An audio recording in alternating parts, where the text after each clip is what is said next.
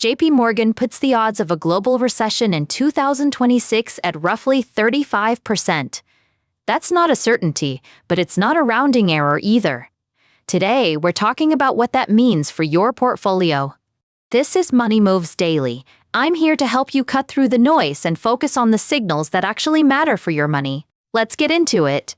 Building a defensive portfolio doesn't mean hiding under the mattress with your cash. It means positioning yourself to weather storms while staying invested for the long haul.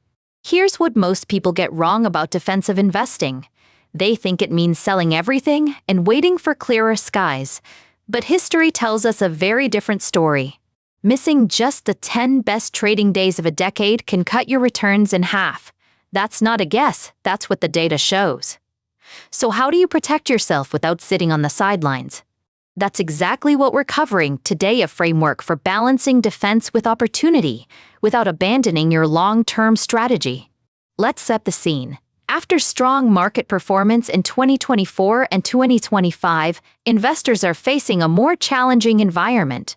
The easy gains from the post-pandemic recovery have largely been harvested. Technology stocks in particular have seen elevated valuations. If your portfolio rode that wave, congratulations, but concentration risk is now something to think about seriously. Meanwhile, geopolitical tensions continue to create uncertainty. Conflicts in the Middle East, trade policy shifts, and ongoing supply chain concerns all contribute to market volatility. According to recent Pew Research, 72% of Americans currently have a negative view of the economy. Nearly 40% believe conditions will be worse a year from now. That sentiment matters because consumer confidence affects spending, which affects corporate earnings, which affects stock prices. It's all connected.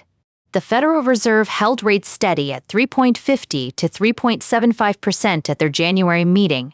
It was a split decision, signaling ongoing debate among policymakers. A split decision tells us the Fed isn't certain either. Some committee members see sticky inflation as the bigger risk. Others worry about over-tightening into a slowdown. Market strategists expect potential for one rate cut in the second quarter of 2026, but nothing is locked in. The March FOMC meeting on March 17th and 18th will provide more clarity. So what should you actually do with this information? Here's where the real work begins. Defense doesn't mean retreat, it means strategic repositioning. Wall Street's median forecast projects the S&P 500 will advance about 10 to 7,650 by December 31, 2026. That's growth, but it's more modest than recent years. 10% sounds reasonable, but remember that's a median estimate spread across many scenarios. Some of those scenarios involve pullbacks of 15 or 20% before recovering. Healthcare, utilities, and consumer staples sectors historically generate more predictable revenues during uncertain periods. These are the traditional defensive sectors. Why do these sectors hold up better? Simple. People still need medication, electricity, and groceries regardless of economic conditions. Demand stays relatively stable. Defensive stocks perform better during uncertain periods because they serve everyday needs. Companies selling products people rely on regardless of economic conditions tend to maintain their earnings. Think about your own behavior during a recession. You might delay buying a new car or skip a vacation, but you're still paying your electric bill and buying toothpaste. Companies with cash-rich balance sheets and relatively low debt loads tend to perform better in inflationary environments. Quality matters more when times get tough. High-quality companies can weather storms because they have options. They can invest when competitors are struggling. They can maintain dividends when others cut them. Gold ETFs like SPDR. Gold shares serve as a flight-to-safety hedge during periods of volatility, inflation concerns, or geopolitical stress. They're not about growth, they're about stability. Gold doesn't generate income, it doesn't pay dividends, but it has historically held its value when paper assets get volatile. That's its job to just sit there. Consider a 5 to 10% allocation to gold or gold ETFs as a volatility hedge. This isn't a return driver, it's a portfolio stabilizer that historically helps smooth out rough patches. Real estate has historically held up well during periods of inflation, as rising prices tend to flow through to rents and property values over time. REITs, real estate investment trusts, offer a way to access real estate exposure without buying physical property. They pay dividends and trade like stocks, making them liquid and accessible. A robust defense strategy requires a layered approach using specific tools to protect core equity exposure while managing heightened volatility. Diversification across asset classes remains foundational. Review your portfolio's sector allocation. If technology represents more than 30% of your equity holdings, consider rebalancing toward healthcare, utilities, or consumer staples. This isn't about timing the market. It's about maintaining balance. If one sector has grown to dominate your portfolio, you've drifted from your original allocation without making an active decision. Look for quality characteristics in individual holdings. Strong balance sheets, consistent dividend history, and pricing power during inflation, these are the hallmarks of companies built to last. Pricing power means a company can raise prices without losing customers. Think about your favorite brands, the ones you'd pay a bit more for rather than switch to a generic alternative. The federal funds rate currently stands at 3.50 to 3.75%, maintained from the Fed's January meeting. This elevated rate environment creates both challenges and opportunities. Higher rates mean bonds now offer meaningful income again. For years, bonds were barely keeping pace with inflation. Now they're actually contributing to portfolio returns. Maintain your target equity allocation but shift toward defensive sectors rather than moving to cash. Cash historically loses purchasing power to inflation over time. I know the temptation to go to cash feels safe.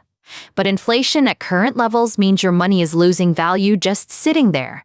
Staying invested is usually the better long-term play. According to Cambridge Associates' research on diversification, institutional investors are maintaining equity exposure while increasing allocations to alternative strategies that can perform differently than traditional stocks and bonds.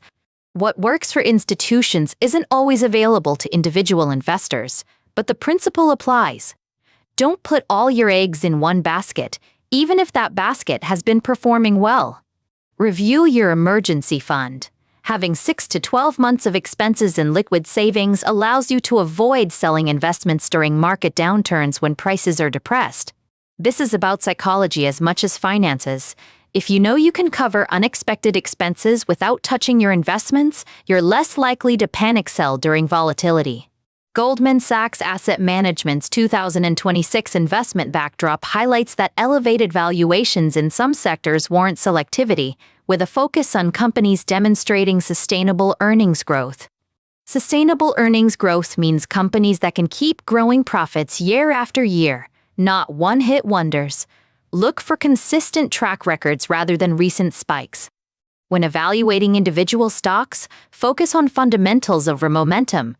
Companies with strong competitive advantages, what investors call moats, tend to defend their market position better during downturns.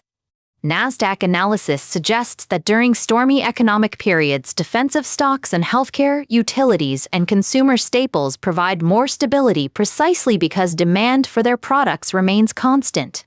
Stability doesn't mean these sectors never go down. It means they tend to fall less during broad market declines and recover faster. That matters for your peace of mind and your portfolio. If you found this framework helpful, consider subscribing. We cover these kinds of practical strategies every week, breaking down what the data actually means for your money. Now let's talk about what not to do. Panic selling during market dips has historically been one of the most costly mistakes individual investors make. Research consistently shows that investors who sell during market corrections often miss the subsequent recovery. The best days in the market frequently occur shortly after the worst days.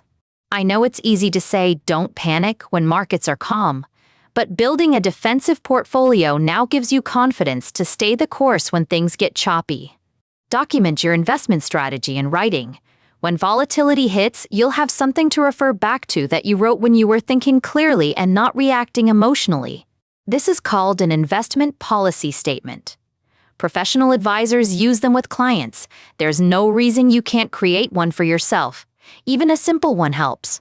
The Oppenheimer 2026 Market Outlook emphasizes that while uncertainty remains elevated, disciplined investors who maintain diversified allocations have historically been rewarded over multi-year time horizons. Multi-year horizons. That's the key phrase. If you're investing for retirement decades away, a rough year or two is a footnote in your story, not the ending. Here's your action framework. First, audit your current allocation. What percentage is in technology? What percentage is in defensive sectors? Know your starting point. Second, identify rebalancing opportunities. If one sector has grown to dominate, consider trimming winners and adding to underweight defensive positions.